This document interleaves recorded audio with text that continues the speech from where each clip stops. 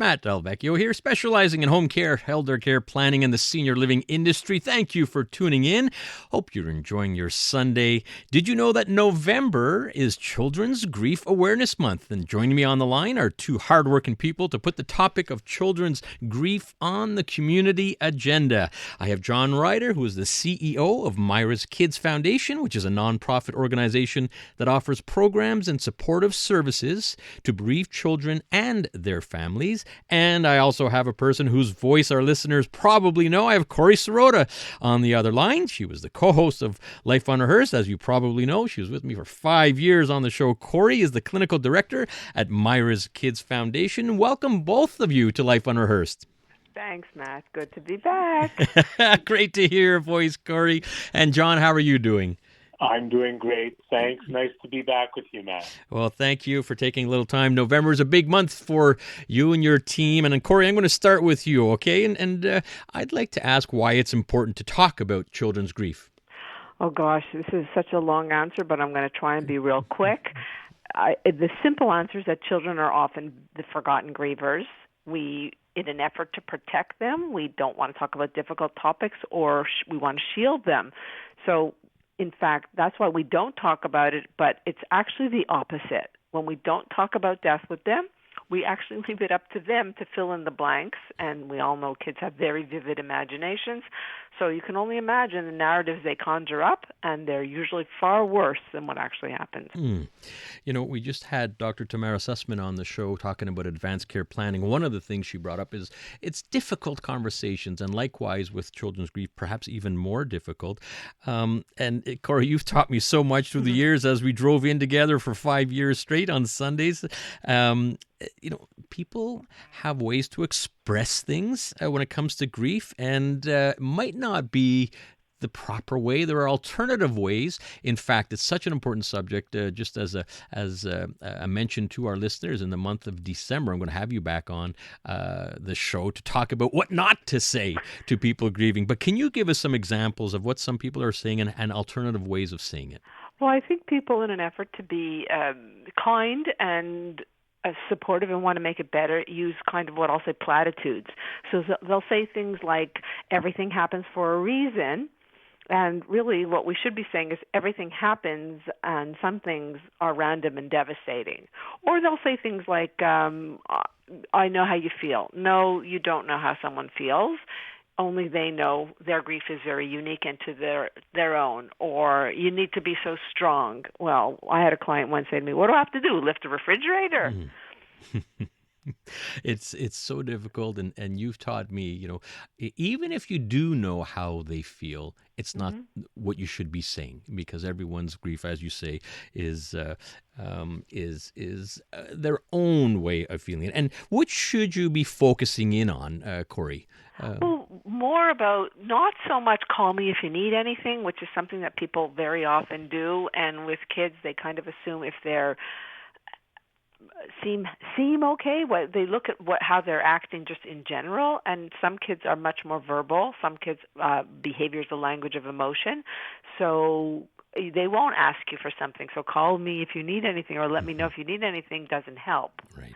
Similarly, assuming that because they're not crying all the time, that they were not affected by the death, or if there's something wrong with them if they're not crying. Well, how come they're not crying? Well, I've always asked, are they the kind of child that cries? And they're like, well, not really. So I'm like, well, has anybody told them that they may be not doing anything wrong?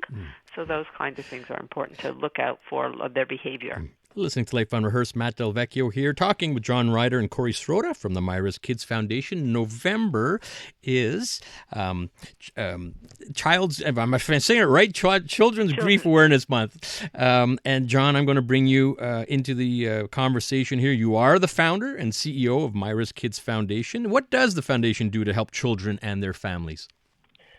So, Matt, what we do is we run monthly support groups for the children and their families. We also have holiday get-togethers where we bring the families together for Halloween, Valentine's Day, Mother's Day, Father's Day, all different holidays where it would be difficult as a family that's dealing with grief to be alone, to not be with others who have experienced the same trauma.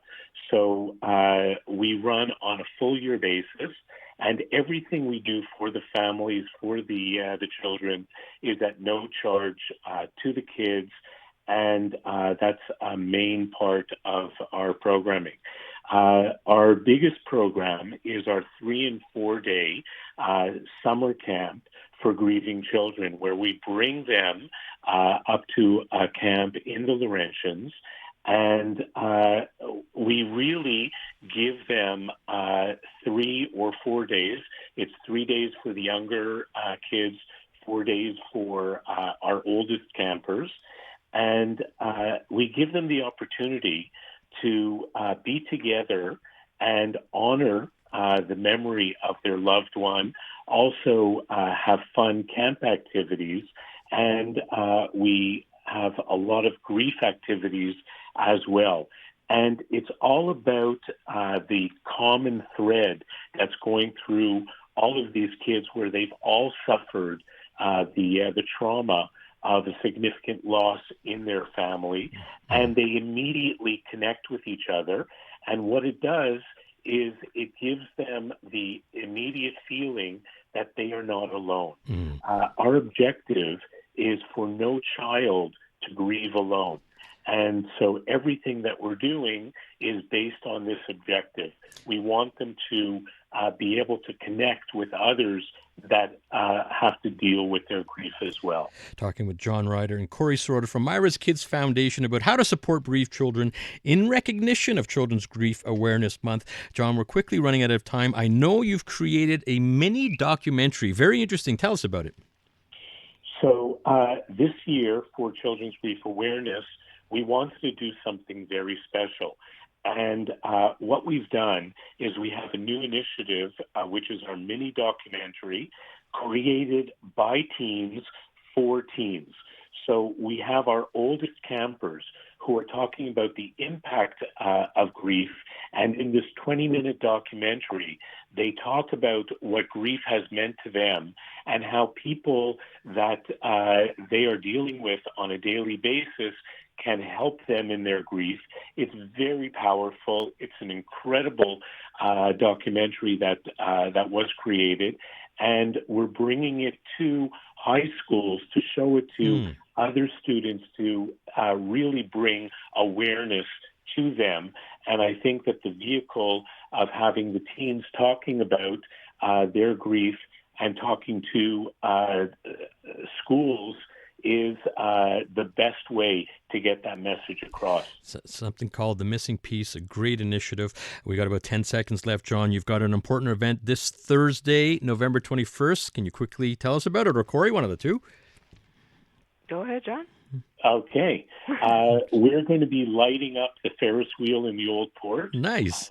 We're lighting it up in blue, which is the color of children's grief, and we will be having all of our Myra's Kids families riding the blue lit up Ferris wheel, and also giving them a chance to honor their special person that evening as well. It's such a fascinating event. Wonderful. That's this Thursday, the 21st. All right. Thank you so much. If you want to find out more, it's myraskids.ca. Is that correct? Correct. As the website. Wonderful website, too. Tons of information.